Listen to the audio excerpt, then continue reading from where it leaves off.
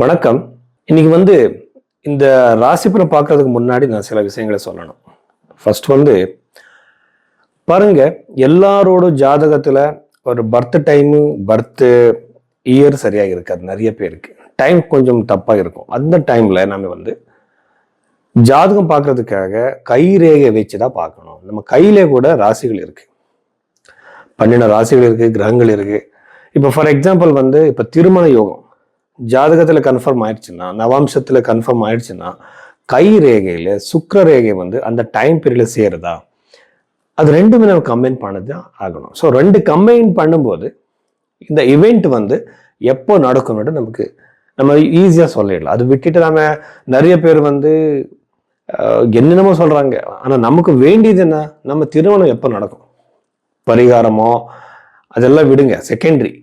ஆனா அந்த இவெண்ட் எப்போ நடக்கும் அது இம்பார்ட்டண்ட்டாக நம்ம கண்டுபிடிக்கிறதுக்காக கை ரேகை, ஜாதகம், நவாம்ச குண்டலி இது எல்லாமே பார்க்கணும். யூஸ்வலா நான் பிரஷ்ன சாஸ்திரமும் பார்க்குறேன். அந்த பிரஷ்ன சாஸ்திரம் பார்க்கும்போது அங்கே ஒரு கம்பைன் ஆயிடுச்சுன்னா, ஒரே ரிசல்ட் வந்துருச்சுன்னா கண்டிப்பா அந்த ஈவெண்ட் இந்த டைம்ல நடக்கணும்னு நான் சொல்லலாம். ஸோ அதுக்காக நீங்க பைரவி ஆஸ்ட்ரோல நீங்க இந்த கன்சல்டேஷன் எடுத்துக்கலாம்.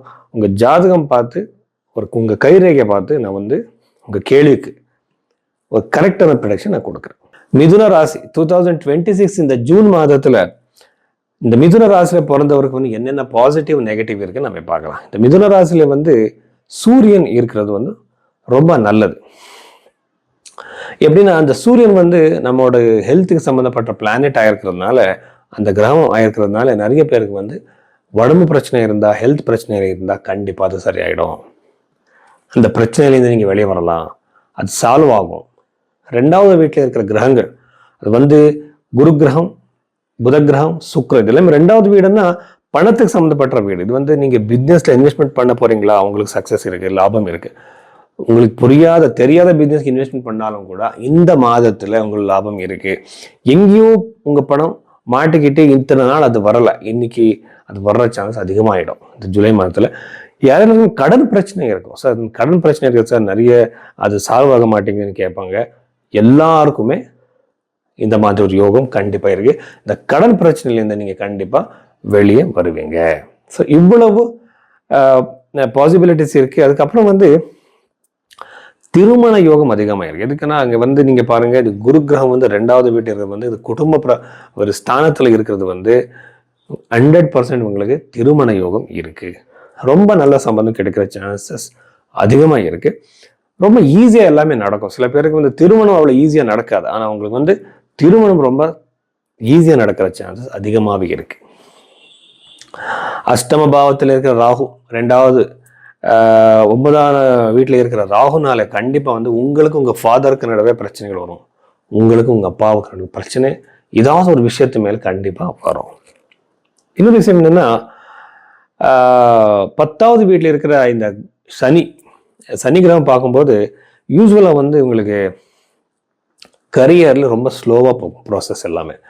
இன்டர்வியூ கொடுத்துருப்பீங்க, அது ரொம்ப லேட் ஆகிடும். ஸோ இன்னும் எனக்கு ரிசல்ட்டே வரல சார், பதிலே வரலன்னு கேட்பாங்க.